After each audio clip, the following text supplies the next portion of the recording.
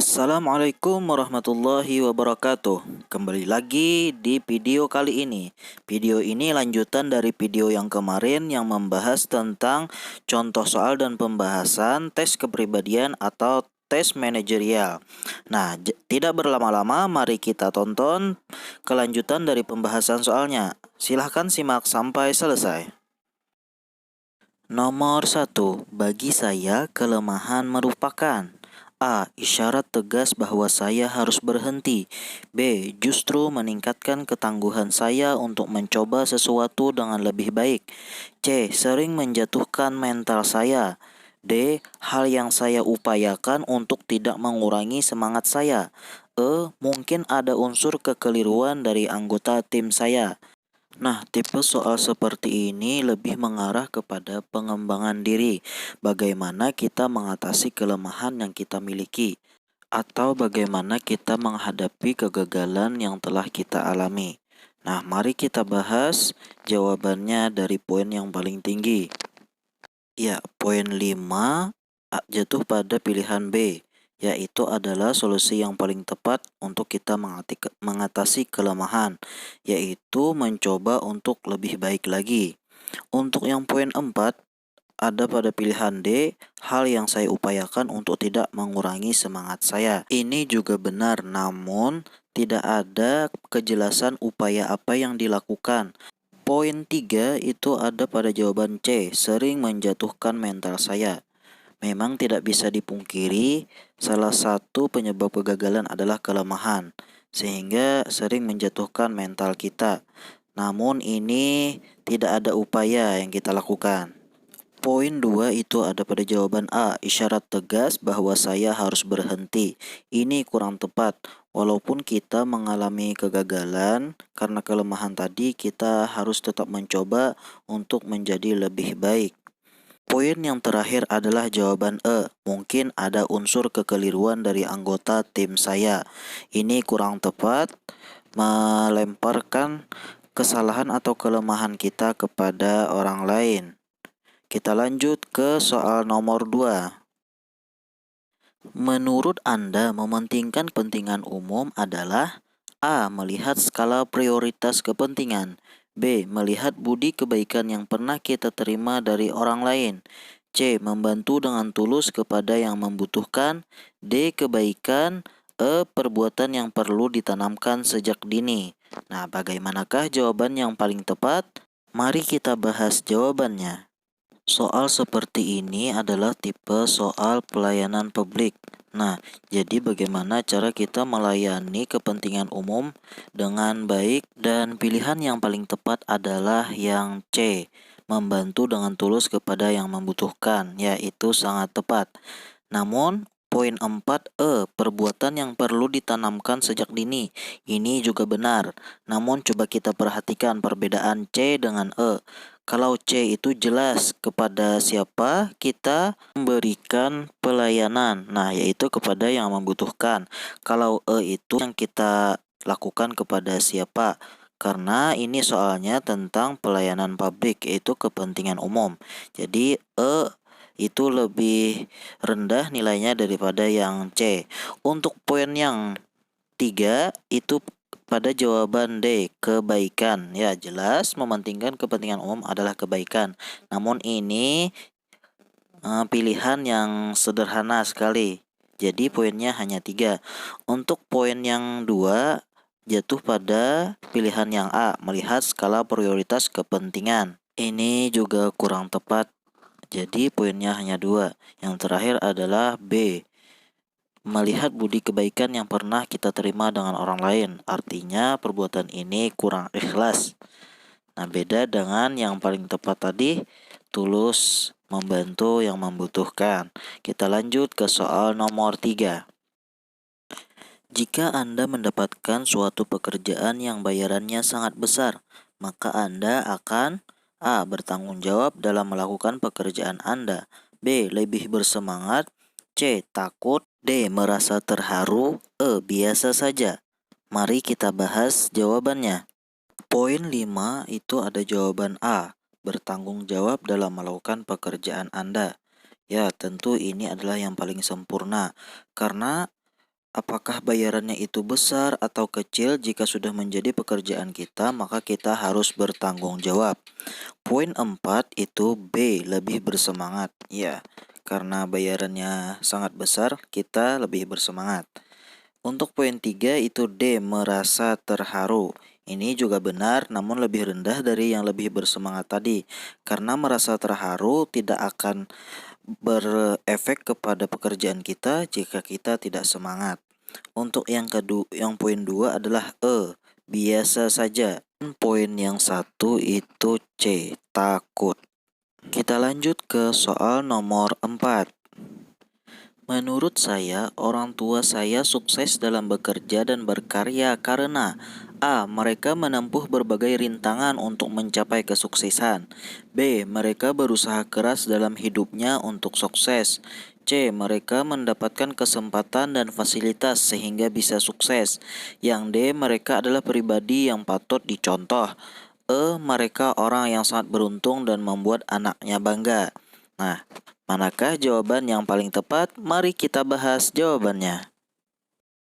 Poin 5 ada pada pilihan B. Mereka berusaha keras dalam hidupnya untuk sukses. Nah, di sini ada usaha yang keras dari orang tua itu untuk mencapai kesuksesan. Nah, kalau pilihan A yaitu poin 4, mereka menempuh berbagai rintangan untuk mencapai kesuksesan. Antara A dan B ini agak mirip-mirip. Namun alasan saya memilih jawaban B poin 5 karena ini lebih menggambarkan ada usaha untuk mencapai kesuksesan tersebut. Sedangkan yang A, yang poin 4 itu lebih menggambarkan keadaan, yaitu bagaimana rintangan yang mereka lalui untuk mencapai kesuksesan tersebut. Nah, itulah alasannya saya memilih B. Untuk poin 3 itu D, mereka adalah pribadi yang patut dicontoh. Itu memang bagus, namun di sini pertanyaannya memerlukan sebuah alasan, sedangkan jawaban D itu merupakan sebuah pernyataan, jadi kurang cocok. Untuk poin 2 itu C, mereka mendapatkan kesempatan dan fasilitas sehingga bisa sukses. Itu memang salah satu faktor, tapi bukan faktor utama. Jadi faktor utama adalah berusaha keras. Untuk poin 1 yaitu E, mereka orang yang sangat beruntung dan membuat anaknya bangga. Ya, faktor keberuntungan merupakan salah satu kesuksesan. Namun keberuntungan tidak bisa dijadikan faktor utama. Ya, kita lanjut ke soal berikutnya. Anda diminta untuk memberikan materi training di suatu forum yang pesertanya kebanyakan adalah mahasiswa dari kampus ternama. Maka reaksi Anda adalah A. Meminta orang lain saja untuk memberi materi training. B. Mengkomunikasikan pada penyelenggara acara agar sesi materi ditunda. C. Mencoba menjelaskan sebisanya. D. Meminta bantuan rekan untuk menyusun materi. E. Berusaha tenang dan fokus pada materi yang akan disampaikan. Nah, manakah jawaban yang paling tepat? Mari kita bahas jawabannya. Poin 5 yaitu pada jawaban E, berusaha tenang dan fokus pada materi yang akan disampaikan. Ya, inilah jawaban yang paling tepat. Untuk poin 4, C, mencoba menjelaskannya sebisanya. Ya, setelah kita tenang dan fokus tadi, lalu kita menjelaskan dengan sebisa kita. Untuk poin yang 3 yaitu D, meminta bantuan rekan untuk menyusun materi. Ini mungkin masih diperbolehkan, namun artinya kita meminta bantuan orang lain, tidak mengandalkan kemampuan kita. Yang selanjutnya poin 2 yaitu B, mengkomunikasikan pada penyelenggara acara agar sesi materi ditunda. Berarti ini menunjukkan kita belum siap untuk menyampaikan materi. Dan poin yang terakhir adalah A, meminta orang lain saja untuk memberi materi training. Artinya ini kita menolak permintaan untuk memberikan materi training tersebut. Nah, mungkin sudah paham. Kita lanjut kembali ke soal selanjutnya. Nomor 7. Tawaran beasiswa begitu banyak, namun pasangan Anda tidak mengizinkan Anda untuk mengambil beasiswa dengan alasan Anda tidak bisa fokus pada pekerjaan dan keluarga. Maka Anda akan A. Marah kepada keadaan, B. Memakluminya, C. Meminta pasangan untuk mempertimbangkannya, D. Keluar dari pekerjaan, E. Sedih. Nah, bagaimanakah jawabannya? Mari kita bahas satu persatu. Jawaban yang paling tepat adalah C, mendapat poin 5. Meminta pasangan untuk mempertimbangkannya. Karena kita memiliki kemauan untuk mengikuti beasiswa itu, maka kita meminta lagi kepada pasangan kita untuk mempertimbangkan supaya bisa mengikuti tawaran beasiswa tersebut. Untuk yang 4, B, memakluminya. Ya, itu sikap dari pasangan kita itu bisa kita maklumi karena ada alasan tertentu. Untuk yang poin 3, tentu kita sedih karena pasangan kita tidak setuju dengan tawaran beasiswa tersebut. Dan poin 2 itu jawaban D, keluar dari pekerjaan. Kalau kita keluar dari pekerjaan, nah bagaimana kita mendapat penghasilan untuk menghidupi keluarga kita? Karena di sini kita ceritanya sudah punya pasangan dan keluarga. Untuk poin 1 itu A, marah kepada keadaan, itu sangat tidak tepat. Ya, kita lanjut ke soal selanjutnya. Soal nomor 8. Mengangkat telepon pada saat rapat menurut saya. A. Boleh saja. B. Tidak boleh. C. Boleh asal pimpinan menyetujui. D. Boleh asal sudah memberi usulan atau kontribusi ide dalam rapat. E. Boleh asal tidak ketahuan. Nah, mari kita bahas jawabannya. Jawaban yang paling tepat adalah poin B. Tidak boleh, ini adalah jawaban yang paling tegas. Karena nih, coba bayangkan pada saat kita mengadakan rapat dengan serius, lalu ada yang mengangkat telepon, pasti pusat perhatian akan terganggu kepada yang mengangkat telepon tersebut. Jadi di sini yang paling tepat adalah tidak boleh. Untuk jawaban yang C, poin 4, boleh asal pimpinan menyetujui. Nah, kalau memang telepon itu sangat penting, kita melakukan instruksi kepada pimpinan. Apakah boleh kita mengangkat telepon? Untuk jawaban D, yang ketiga, boleh asal sudah memberi usulan atau kontribusi ide dalam rapat. Nah, ini lumayan diperbolehkan. Untuk poin 2, itu boleh asal tidak ketahuan. Nah, ini mungkin diperbolehkan karena di sini diutamakan agar rapat tidak terganggu. Poin 1A, boleh saja. Ini terlalu sederhana karena tidak ada alasan. Soal nomor 9. Karena sebagian besar pegawai pulang kampung dan saya diminta menunda cuti lebaran oleh pimpinan. Saya berjanji pada orang tua untuk mudik di hari lebaran. Sikap saya, A. Tetap mengambil cuti. B. Memberi pengertian kepada orang tua. C. Memberi pengertian kepada pimpinan agar diperbolehkan pulang kampung. D. Meminta anggota keluarga lain untuk membujuk orang tua. Meminta teman untuk menggantikan penundaan cuti. Mari kita bahas jawabannya. Nah, untuk soal ini ada dua pilihan. Kita memilih pekerjaan kita atau memenuhi janji untuk pulang di mudik lebaran ini. Nah, untuk poin 5 itu B, memberi pengertian kepada orang tua. Artinya kita di sini dituntut untuk memilih pekerjaan sebagai seorang pekerja yang profesional. Kita beri pengertian kepada orang tua kita untuk memakluminya.